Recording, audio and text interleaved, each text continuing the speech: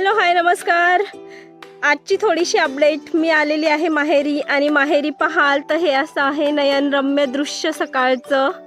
घोडे बकरं शेतामध्ये आलेले आहेत आणि मी मस्तपैकी येऊन बसलेली आहे त्यांच्या गमती जमती पाहत त्यांच्या वाड्यावरती।